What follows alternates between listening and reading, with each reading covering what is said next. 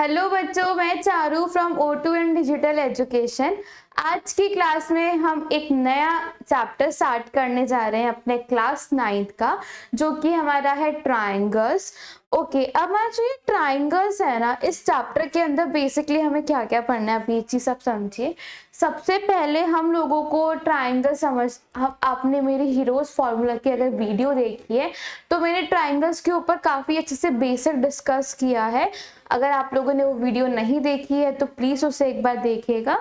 तो triangles basically क्या होते हैं, हमारे एक टू डायमेंशन के 3 साइड्स वाले एक क्लोज फिगर, एक पॉलीगन होता है। बेसिकली एक ऐसा पॉलीगन है जिसका क्या होता है, हमारे पॉलीगन है जिसके क्या है, बेसिकली 3 साइड्स होती है, 3 एंगल्स होते हैं, 3 वर्टिसेस होते हैं।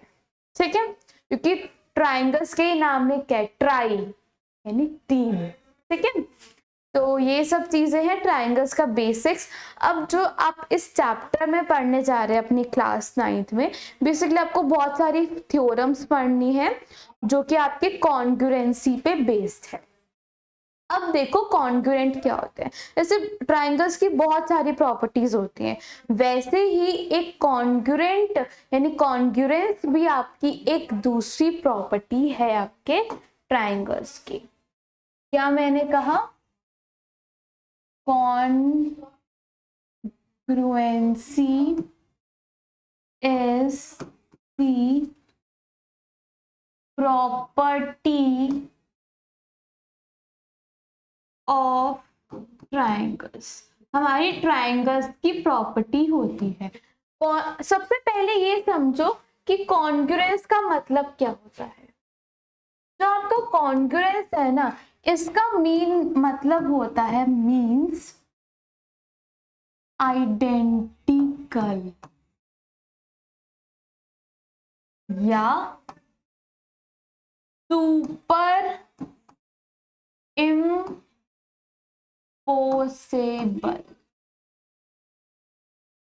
यानी कि मैं आपसे कहूं कोई दो फिगर्स हैं, वो एकदम आइडेंटिकल्स हैं, यानी उनका साइज, शेप, कलर वलर सब कुछ आइडेंटिकल, एकदम हूबहू एक दूसरे की कॉपी दिखती है। और जब मैं एक को दूसरे के ऊपर रखती हूँ तो वो क्या हो जाते हैं, सुपर इम्पोज हो जाते हैं।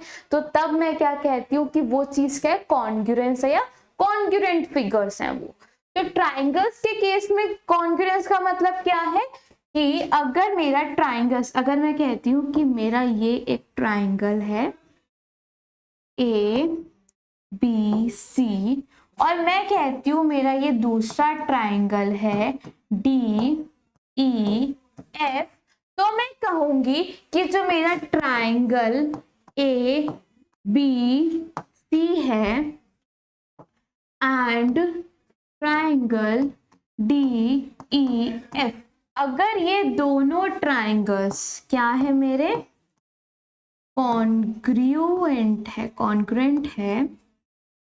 कॉन्ग्रुएंट ट्राइंगल्स हैं, देन फिर क्या होगा, इनकी साइड्स भी इक्वल होंगी। यानी कि जो AB की लेंथ होगी वही, मतलब कि इनकी साइड्स इक्वल होंगी, एंगल्स इक्वल होंगे, वर्टिसेस सेम होंगे।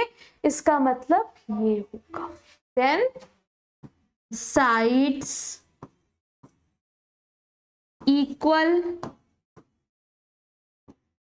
एंगल्स इक्वल,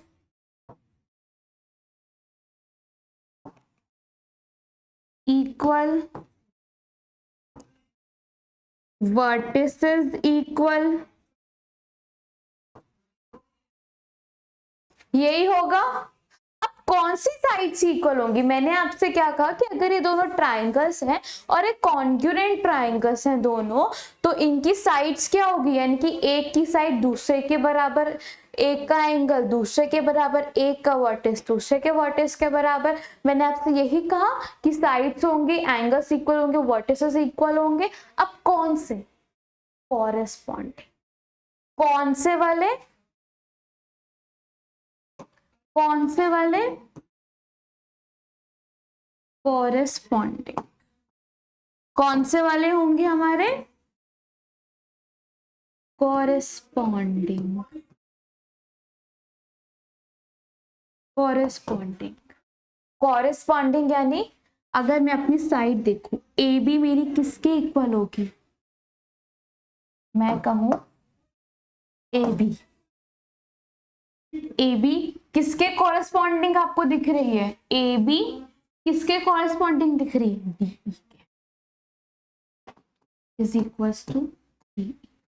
बी सी किसके कॉरेस्पॉन्डिंग दिख रही है? ई एफ के। B C is equals to E F. A C किसके इक्वल दिख रही है? डी डी एफ के। ये हुआ साइड्स। अब मैंने क्या कहा? Angles. Angles are also equal, यानी कि angle A is equals to angle D. ये एंगल किसके इक्वल होगा? Angle B is equals to angle E. ये वाला एंगल इस एंगल के इक्वल होगा। कॉरेस्पॉन्डिंग इक्वल होते हैं। Angle C is equals to angle F, यानी 1 2 3। ये एंगल सी किसके इक्वल होगा? मेरा एंगल एफ। ये मेरा क्या होता है? कॉरेस्पॉन्डिंग पार्ट्स मेरे इक्वल होते हैं। और क्या होता है मेरे का? वर्टिसेस। वर्टिस ए,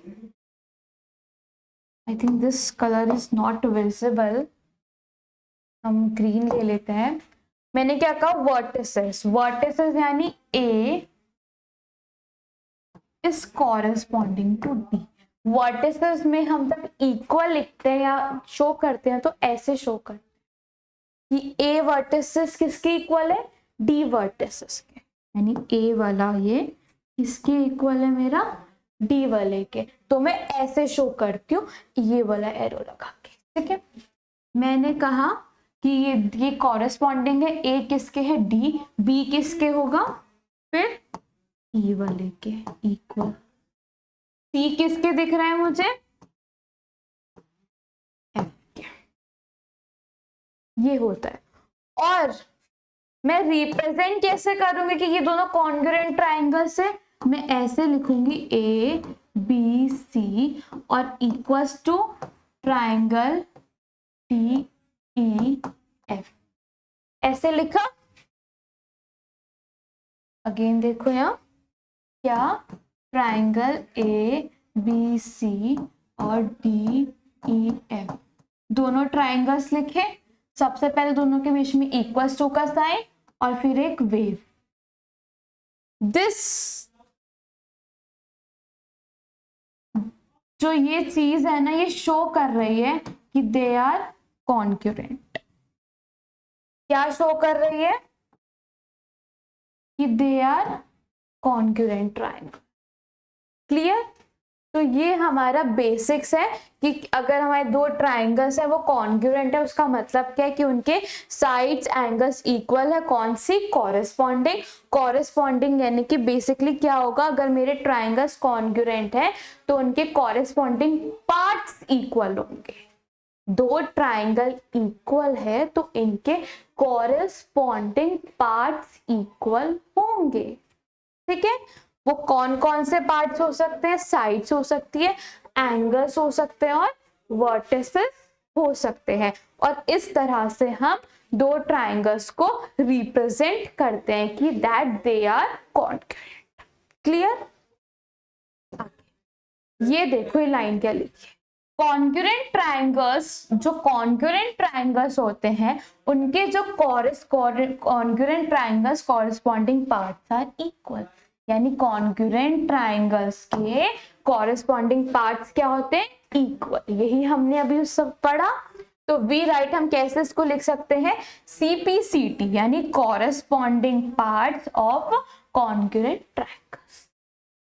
ये स्टेटमेंट, ये लाइंस आपको आई हो क्लियर। अब हम देखते हैं अपनी सबसे पहले एक्सियोम 7.1। अभी एक्सियोम है तो आपको जैसे ये दिख रही है ना, आपको ऐसे ही याद रखनी होगी। अभी क्या है वो देखो। This is SAS congruence rule. ये क्या कहता है? SAS। SAS कैसे बना है? ये बना है मेरा साइड एंगल साइड से, और यहाँ पे ये जो एंगल है ये दो साइड्स के बीच में होगा। ये क्या होगा? मेरी दोनों साइड्स के बीच में होगा। अब ये देखो, टू ट्राइंगल्स आर कॉन्ग्रुएंट, कि दो ट्राइंगल्स हैं वो कॉन्ग्रुएंट होंगे। यानी कि इसने क्या कहा कि let suppose this is my triangle and this is my another triangle A B C और ये डी ई एफ। ये दोनों ट्राइंगल्स क्या होंगे? मेरे कॉन्ग्रुएंट होंगे यदि two sides and the included angle. Included angle यानी टू साइड्स। लेट सपोज मैं कहती हूं कि AB is equals to DE and BC is equals to EF। Included triangle यानी दो साइड्स के बीच वाला एंगल, यानी angle B is equals to angle E are equal to इस ट्राइंगल की ये साइड्स दोनों और ये एंगल इक्वल होंगे मेरे दूसरे ट्राइंगल के साइड से, two sides and included angle of the another. Clear हुआ?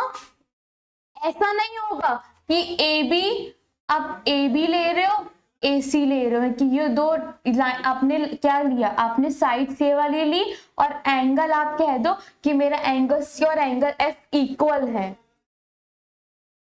एंगल C और एंगल F क्या AB AC मतलब इनके बीच में आ रहा है? नहीं आ रहा साइड्स के बीच में। अगर मैं आपसे कहूं कि मेरे पास B और E इक्वल नहीं है, मेरे पास angle C is equal to angle F है, तो भी क्या आप बाय S, क्या मैं बाय SAS कॉन्ग्रुएंस से कह सकती हूँ कि angle ABC is congruent to angle DEF? क्या मैं कह सकती हूँ? नो, मैं नहीं कह सकती। मैं कब कहूंगी? जब मेरा एंगल B और E इक्वल होगा। Only when I can say कि मेरे जो ये दोनों ट्राइंगल्स हैं ये क्या है? इक्वल। अगर मेरा ये पार्ट हो तो तब मैं कह सकती हूँ therefore triangle ABC is congruent to triangle DEF। कैसे? By SAS congruence.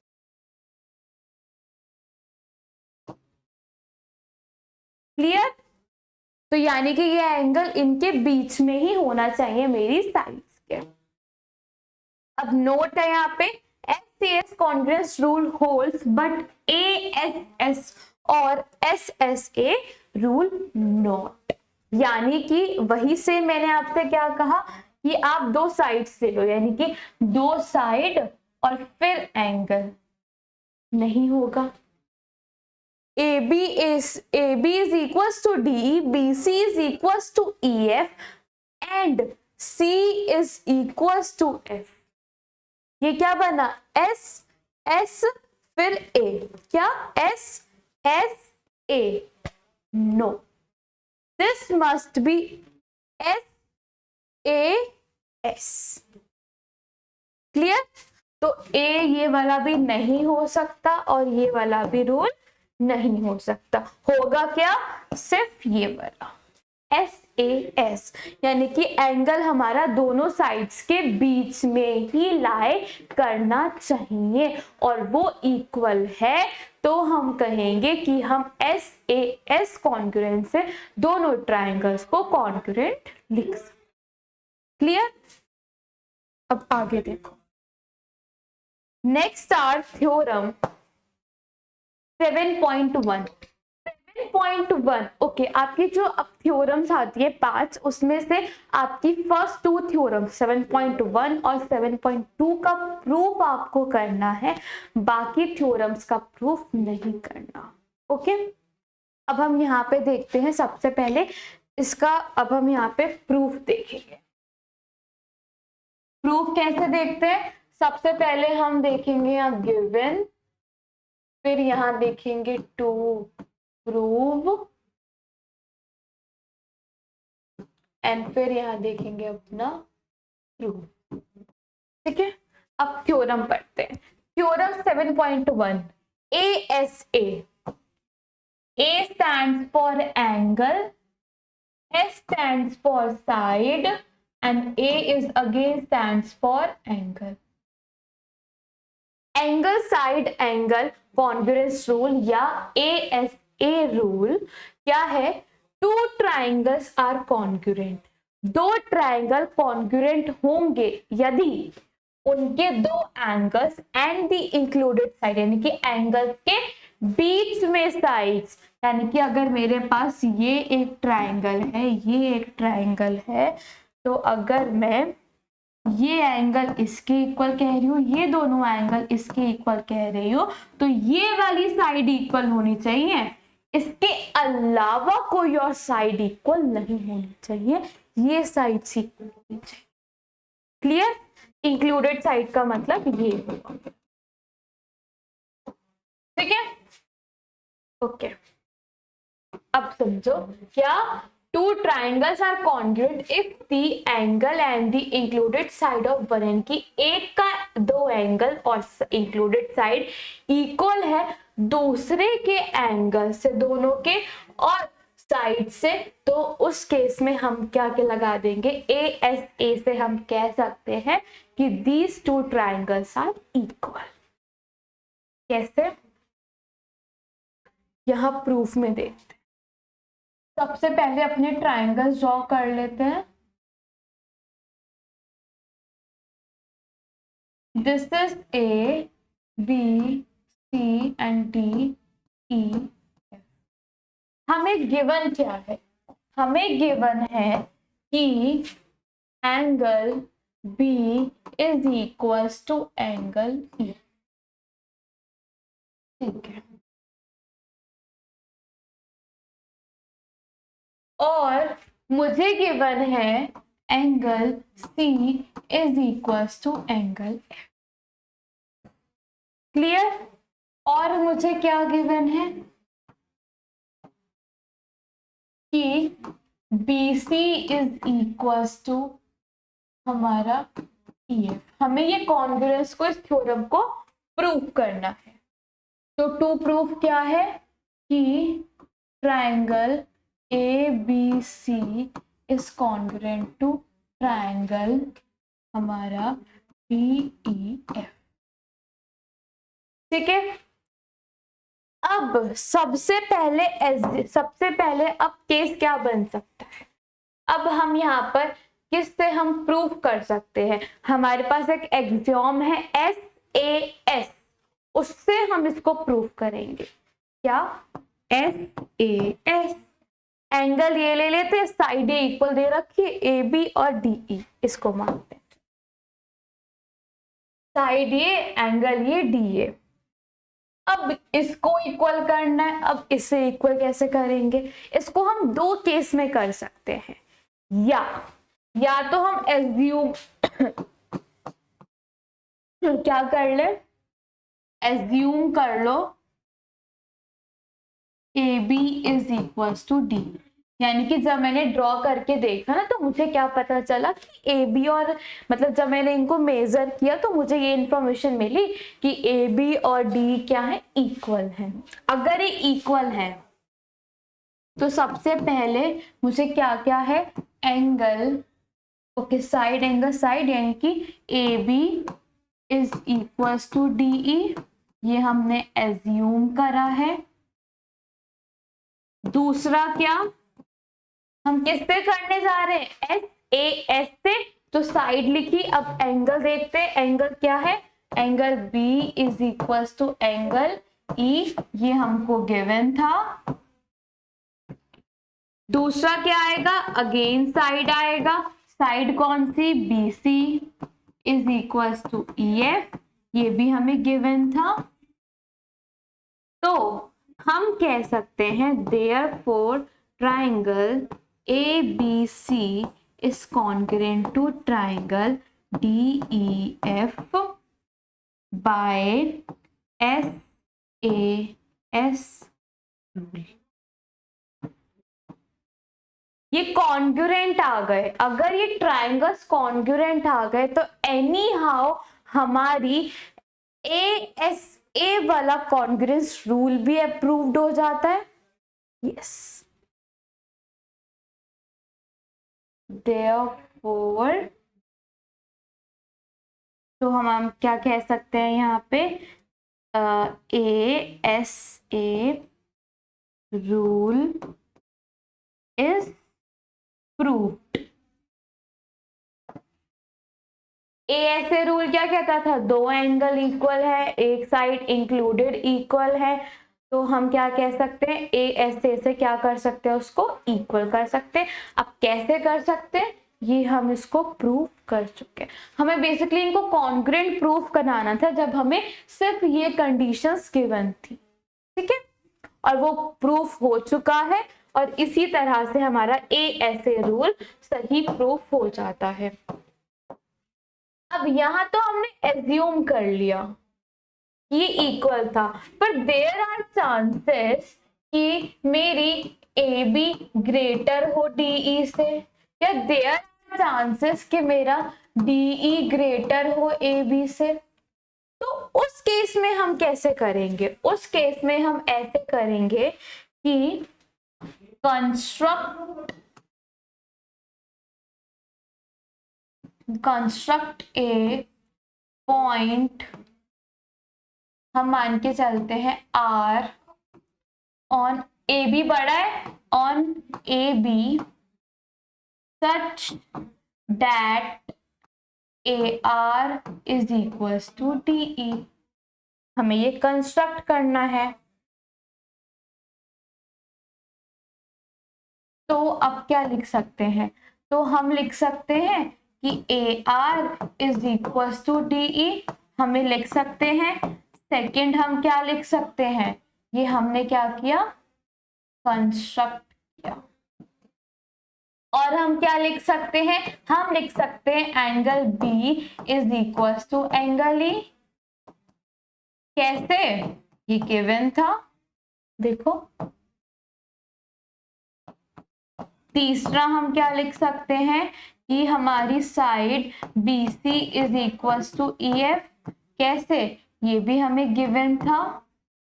तो बाय SAS रूल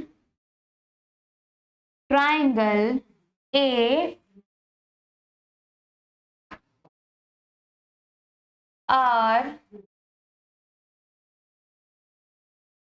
एक second,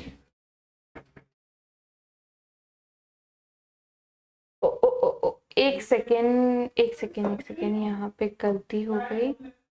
this must be angle R is equals to angle E and here must be RC is equals to EF। Okay, अब यहाँ एक चीज देखो, जब हम कंस्ट्रक्ट करेंगे, यानी कि जब हम कंस्ट्रक्ट करेंगे तो बेसिकली हम यहाँ एक पॉइंट P मानेंगे और यहाँ से ऐसे लेकर जाएंगे। तो जब आप इसको ध्यान से देखोगे तो आपको क्या मिलेगा कि ये एंगल और ये एंगल क्या दिखेंगे, इक्वल, और ये लेंथ भी आपको इक्वल ही दिखेगी। ठीक है, तो अब बाय कंस्ट्रक्शन ये हमारा हुआ। तो फिर हमें क्या पता चला कि इस तरह से AR क्या ARC इस कॉन्ग्रुएंट आ गया, मेरा किसके कॉन्ग्रुएंट आ गया, ट्राइंगल DEF। बट मुझे क्या प्रूफ करना था, मुझे ABC को कॉन्ग्रुएंट प्रूफ करना था मेरे को DEF के। तो ये कैसे होगा, अब ये वाला पार्ट जो है ये तभी, यानी कि ये जो मेरे ट्रायंगल है ये तभी कॉन्ग्रुएंट आएगा, ये तभी कॉन्ग्रुएंट प्रूफ हो सकते हैं जब मेरा R कहाँ पे हो, B के ऊपर। यानी कि जो मेरे ट्रायंगल ABC है वो इज इक्वल्स टू हो सकते हैं ओनली, यानी कि ये दोनों फिगर्स, यानी कि ये लोग, ये हमारा कॉन्ग्रुएंट प्रूफ आ गया, ये प्रूफ हमने कर दिया। पर हमें तो ये प्रूफ करना था, पर ये तभी प्रूफ होगा, this is equals to only when R overlaps B, यानी R पॉइंट कहाँ हो, B के ऊपर। तो उस केस में ये हमारा क्या होंगे, इक्वल होंगे। समझ आया? तो इस तरह से हम कह देंगे कि हमारा जो R पॉइंट है वो B के ऊपर ही है, तभी ये प्रूफ आएंगे। और हमें यही तो प्रूफ करना था कि ये इक्वल आते हैं नहीं, और ये तभी इक्वल आएंगे जब R इसके ऊपर आएगा। तो एनी हाउ सेम क्या बन गया, वो बेसिकली आपका ये वाला केस ही बन जाएगा फिर। तो उस तरह से हमारा क्या आ जाएगा, हमारा देयरफॉर हमारा triangle ABC is congruent to triangle DEF। कैसे, हमारा R ओवरलैप करेगा जब B के ऊपर ओनली व्हेन, देखो हमें क्या था कि अगर लेट सपोज हमने सबसे पहला केस क्या लिया, जब हमने AB और DE को इक्वल किया। दूसरा हो सकता है वो इक्वल हो सकते नहीं, अगर इक्वल है तो हम उसे इस तरह से करेंगे प्रूफ, और अगर इक्वल नहीं है तो हम क्या करेंगे, एक पॉइंट ड्रॉ करेंगे।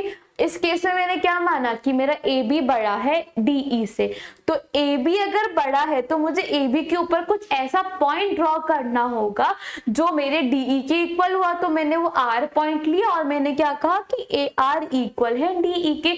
अगर ये दोनों इक्वल हैं तो मेरा एंगल B और एंगल R भी तो इक्वल ही होंगे, और मेरी RC और मेरे BC भी इक्वल होंगे। कंस्ट्रक्ट किया है मैंने ये। तो इस तरह से मेरा क्या हुआ, ARC यानी कि ये वाला ट्रायंगल तो कॉन्ग्रुएंट प्रूफ हो गया इसके, पर मुझे तो ये बड़े वाला ट्रायंगल करना था कॉन्ग्रुएंट प्रूफ। तो वो कैसे होगा, वो सिर्फ और सिर्फ तभी हो पाएगा जब मेरा R ओवरलैप करेगा B को। क्लियर हुआ कि जब मेरा R ओवरलैप करेगा B को, only when, only that point, only then situation मेरा ये प्रूफ हो पाएगा। तो यहां से हमें कंक्लूजन क्या मिला कि R पॉइंट और कहीं नहीं है, B के ऊपर ही है। समझ आया कैसे? और अगर ये इसी के ऊपर है यानी AB और DE इक्वल है, यानी कि इसके ओवरलैप का मतलब क्या है कि मेरा AB is equals to DE है। और जब ये इक्वल होंगे ओनली व्हेन हमारे ये दोनों ट्रायंगल्स कॉन्ग्रुएंट आएंगे। और अगर ये दोनों ट्रायंगल्स इक्वल आ गए तो हमारे कॉन्ग्रुएंट आ गए, तो हमारा ASA रूल क्या हो जाएगा, प्रूफ हो जाएगा। अब यहाँ पे तो AB ग्रेटर था, हो सकता है कि मेरा DE ग्रेटर हो, तो चीजें उल्टी हो जाएंगी। फिर मैं कंस्ट्रक्ट कहाँ पे करूंगी, मेरे DE के ऊपर, फिर मैं उसको कॉन्ग्रुएंट करूंगी। और अगर फिर जब मुझे प्रूफ किसको करना है, इसको, वो कब प्रूफ करूंगी, जब जो मैंने पॉइंट ड्रॉ किया है D के ऊपर वो ओवरलैप कर जाएगा E से, तभी ये लोग कॉन्ग्रुएंट प्रूफ हो पाएंगे। तो ऐसे करके हमारे 3 केसेस बन जाते हैं। ओके, तो इस तरह से हमारा ASA रूल प्रूफ हो जाता है। यहाँ एक नोट लिखा है, उस नोट में लिखा है 2 triangles are congruent if any 2 pair of angle and the 1 pair of corresponding angle are equal। इसने क्या बोला, we may call it ASA rule. जैसे हमने पिछले में क्या देखा था कि हमारा SAS रूल सही है पर AAS या SSA रूल नहीं सही है। पर इसने क्या कहा कि चाहे आप ASA रूल देखो वो भी सही है, AAS रूल देखो वो भी सही है।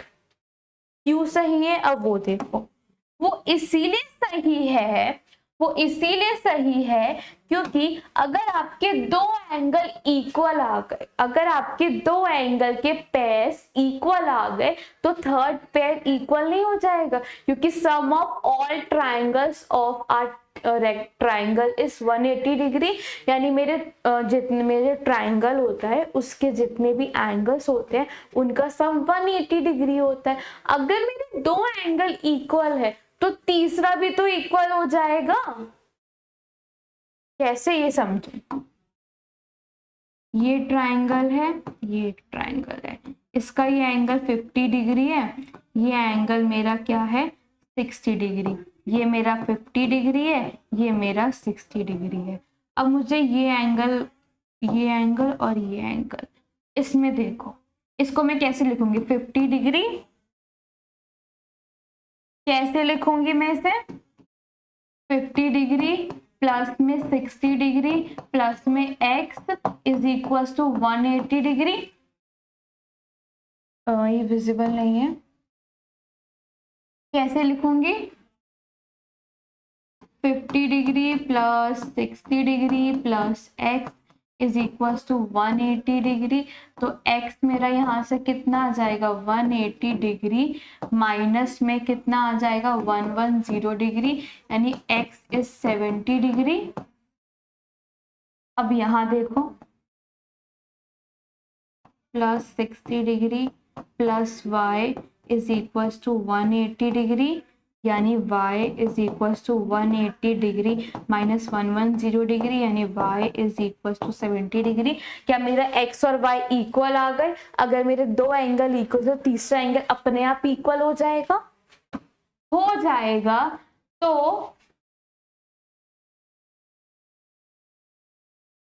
अगर हो जाएगा तो मुझे बताओ ASA रूल इक्वल नहीं हो, सही नहीं हो जाएगा? ये देखो ना यार,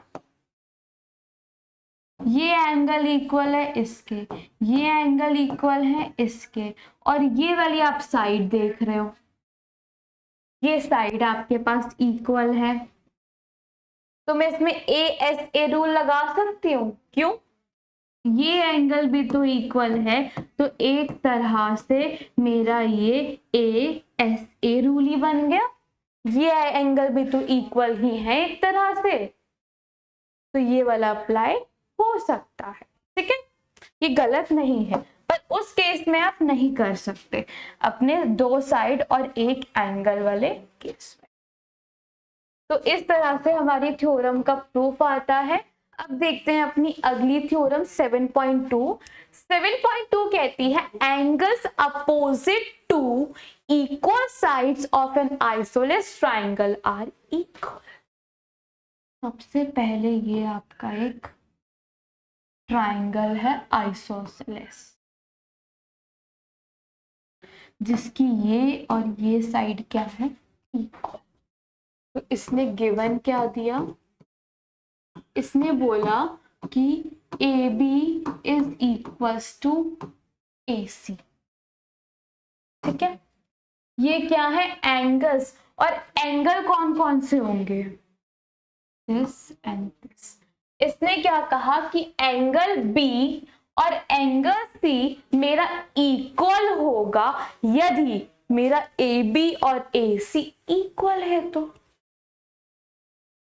अगर मेरा AB और AC इक्वल होगा तो मुझे यहाँ बेसिकली प्रूफ क्या करना होगा कि मेरा एंगल B भी इक्वल है एंगल C। क्लियर? ये मुझे यहाँ प्रूफ करना है। क्या कहा मैंने, इसने कहा एंगल्स अपोजिट टू, यानी कि ये साइड है, इसके अपोजिट एंगल कौन सा B इक्वल होगा किसके, two equal side B A B के अपोजिट कौन सा है C, यानी कि ये इसके अपोजिट ये, इसके अपोजिट ये, तो ये दोनों एंगल्स क्या होंगे मेरे इक्वल। कब? जब मेरा ए बी और ए सी इक्वल होगा। तो मुझे यही प्रूफ करना होगा कि अगर मेरा A B A C equal है तो मुझे बता दो कि कैसे बी और सी भी इक्वल हो जाएंगे। तो वो प्रूफ करना है। अब यहाँ प्रूफ देखो, प्रूफ में सबसे पहले कंस्ट्रक्ट करो bisector of angle A. Construct करना है हमें क्या? एंगल ए का बाइसेक्टर, जिसको मैंने डी नाम दिया, यानी कि ये एंगल और ये एंगल क्या है? इक्वल। कंस्ट्रक्ट किया तो मेरे पास क्या आया? Angle B A D equal आया एंगल मेरा सी ए डी के। मेरा क्या आया? इक्वल। कैसे? कंस्ट्रक्शन से। ठीक है, एंगल आया। अब देखो A B is equals to A C तो है ही, ये हमें गिवन है। और तीसरा क्या? A D is equals to A D है। कैसे? कॉमन। तो बेसिकली ए बी, ये एंगल और ये, कौन सा रूल बना? S A S. तो by S A S rule triangle A B D and triangle A C D क्या आ गए मेरे? कॉन्ग्रुएंट आ गए। अगर ये कॉन्ग्रुएंट आ गए, और हमें क्या पता है कॉन्ग्रुएंट ट्राइंगल्स के कॉरेस्पॉन्डिंग पार्ट्स इक्वल होते हैं, तो मैं कह सकती हूं angle B is equal to angle C. कह सकती हूं मैं, कॉरेस्पॉन्डिंग पार्ट है ये, कॉरेस्पॉन्डिंग एंगल है बी का। कौन कॉरेस्पॉन्डिंग है? सी। क्लियर हुआ? इस तरह से हमारा प्रूफ हो जाता है कि अगर आपकी दो साइड्स इक्वल है तो उनके सामने वाले एंगल्स, ये साइड है, इसके सामने एंगल कौन सा है? सी। ये किसके इक्वल होगा? इस साइड के सामने वाले एंगल बी से। क्लियर हो? तो बस यही हमारा थ्योरम था और इसका प्रूफ। अब देखो हमारी अगली थ्योरम। अगली थ्योरम है 7.3। 7.3 कहती है the sides opposite to equal angles. जो साइड है मेरी किसके? अपोजिट टू इक्वल एंगल, कि अगर एंगल्स इक्वल है तो उनके अपोजिट वाली, अगर ये एंगल और ये एंगल इक्वल है तो इनके अपोजिट वाली साइड्स होंगी वो भी इक्वल होंगी। यानी बेसिकली क्या कह रहा है कि ये, और किसका? Of A triangle. ये ट्राइंगल है, इसमें ये एंगल और ये एंगल इक्वल है, तो इसके सामने वाली साइड कौन सी है? ये। इसके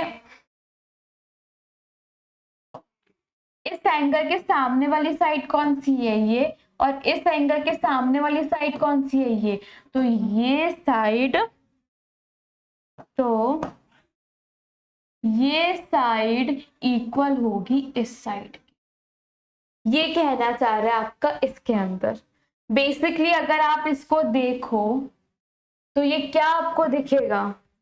ये आपको कन्वर्स दिखेगा ऑफ थ्योरम 7.2। 7.2 का उल्टा ही है। उसमें क्या था? साइड्स के अपोजिट वाले एंगल इक्वल होंगे, इक्वल साइड्स के अपोजिट वाले, और इसमें क्या कहा? इक्वल एंगल्स के अपोजिट वाली साइड्स इक्वल होंगी। तो जस्ट उसका उल्टा है। आप चाहो तो इसको एएएस या उन सबसे दो एंगल और एक साइड, या दो साइड और एक एंगल, इन तीनों में से, इन दोनों में से किसी से भी इसको आप प्रूव कर सकते इफ यू वांट। अदरवाइज इसका प्रूफ आपकी एनसीईआरटी में नहीं है। ओके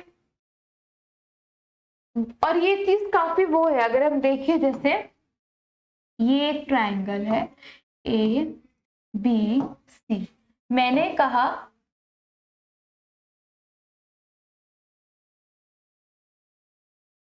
ये एक ट्राइंगल है मेरा ए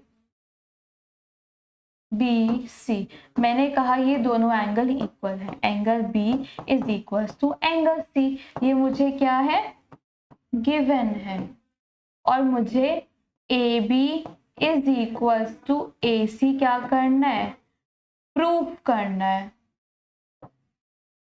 तो मैं सबसे पहले इसका प्रूफ कैसे करूंगी, इसका प्रूफ करेंगे सेम, कंस्ट्रक्ट बाइसेक्टर ऑफ ए का बाइसेक्टर ड्रॉ कर लो,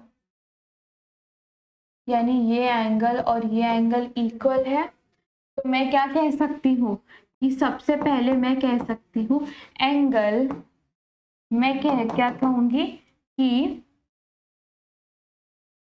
इन triangle A B D and in triangle A C D, सबसे पहले मुझे क्या मिलेगा, सबसे पहले मुझे एंगल ए, नहीं सॉरी बी से शुरू करते हैं, angle B is equal to angle C, ये क्या था मुझे गिवन था। सेकंड क्या मैं कह सकती हूँ angle B A D is equal to angle C A D, कैसे कंस्ट्रक्ट किया आपने, ठीक है। और थर्ड वा में क्या कह सकती हूँ A D is equals to A D, कैसे, ये क्या है मेरी कॉमन, क्लियर। तो मैं यहां से क्या कह सकती हूँ देयरफॉर ट्राइंगल ए बी, तो मैं यहां से क्या कह सकती हूँ, इसके नीचे का पार्ट में यहाँ लिख रही हूँ कि triangle A B D is congruent to triangle A C D, कैसे बाय ए एस बना, ए एस ए बना, ये बना ए एस ए रूल। कैसे मैंने देखा नहीं एंगल साइड एंगल यानी ए एस ए, ठीक है, ए एस ए रूल या ए एस रूल भी आप कह सकते हो, whatever you want to say, उस रूल से इक्वल हो गया। तो मैं कह सकती हूँ कि B C is equals to, sorry A C मुझे दिखाना था कि A C is equals to, sorry A B is equals to A C हो जाएगा, क्योंकि कॉन्ग्रुएंट ट्राइंगल के कॉन्ग्रुएंट पार्ट्स क्या होते हैं इक्वल, बस हेंस प्रूफ, ये इसका प्रूफ भी हो गया लगे हाथ, ठीक है। अब देखो अपनी 7.4 थ्योरम के हमारी एस एस एस, जहां पे एस एस एस किससे स्टैंड करता है, साइड साइड साइड। ये क्या कहता है, अगर तीन साइड किसी भी एक ट्राइंगल की इक्वल है उसके कॉरेस्पॉन्डिंग थ्री साइड से, तो उस केस में हमारे दोनों ट्राइंगल क्या होते हैं कॉन्ग्रुएंट, यानी कि ये एक ट्राइंगल है, ये एक ट्राइंगल है, this is A B C, ये D E F.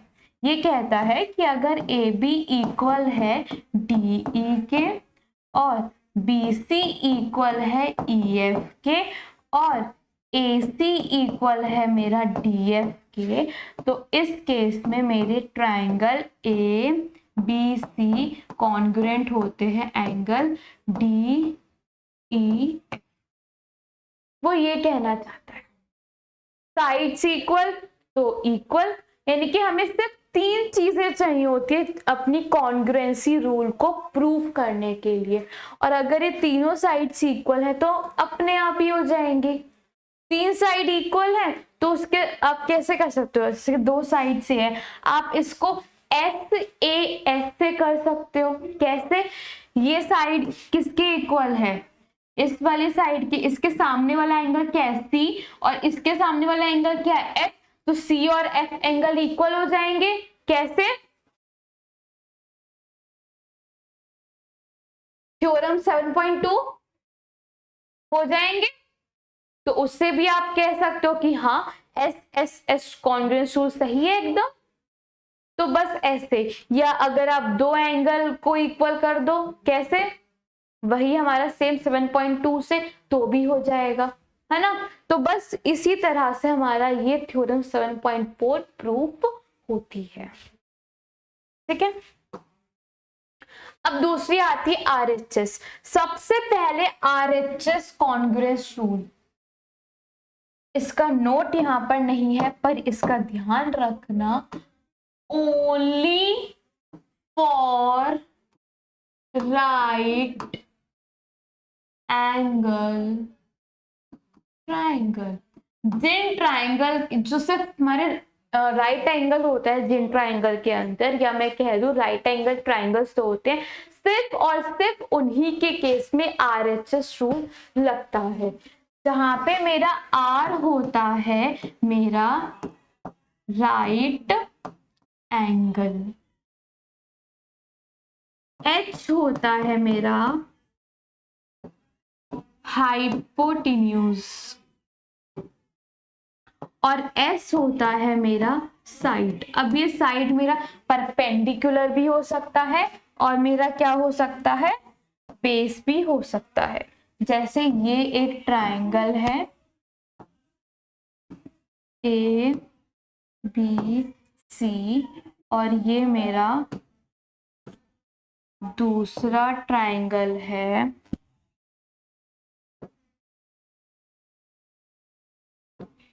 D E F.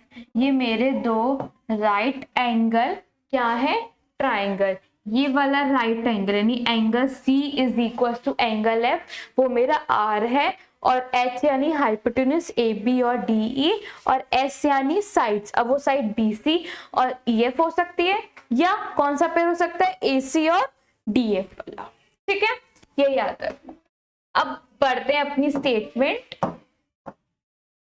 If in two right angle triangles the hypotenuse and one side of one triangle are equal to the hypotenuse and the one side of, okay, ये कहना चाहता है कि यदि hypotenuse equal है एक triangle की दूसरे से, हाइपोटेन्यूज क्या है इस वाले ट्राइंगल की? मेरी है ए बी, इस ट्राइंगल की क्या है? डी ई। अगर ये दोनों इक्वल है और मेरी एक साइड इक्वल है, चलो मैं बीसी मान लेती हूँ, बीसी मेरी इक्वल है इस ट्राइंगल की दूसरे ट्राइंगल की ई एफ से, और एंगल तो है ही इक्वल, राइट राइट राइट। तो इस केस में मैं बाय आरएचएस रूल कह सकती हूं कि these two triangles are equal, sorry these two triangles are equal या कॉन्ग्रुएंट। बेसिकली इक्वल नहीं, कॉन्ग्रुएंट हम ज्यादा प्रेफर करते हैं टर्म यूज करना। These two triangles are congruent, यही हमारा आरएचएस रूल है। क्लियर? अब इसका प्रूफ कैसे होगा? सेम एस ए एस से कर सकते हो, एस एस से कर सकते हो। कैसे? ये इसके इक्वल है, ये इसके इक्वल है, ये साइड इक्वल निकाल सकते हो बाय पाइथागोरस। तो एस एस एस से इक्वल हो जाएगा। और एस एस एस को किससे प्रूफ करा था आपने? इक्वल, और सॉरी किससे उसका प्रूफ निकाला था?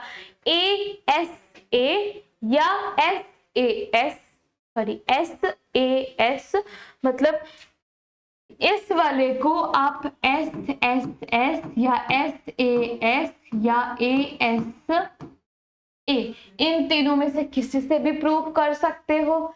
थ्योरम 2 यूज कर सकते हो,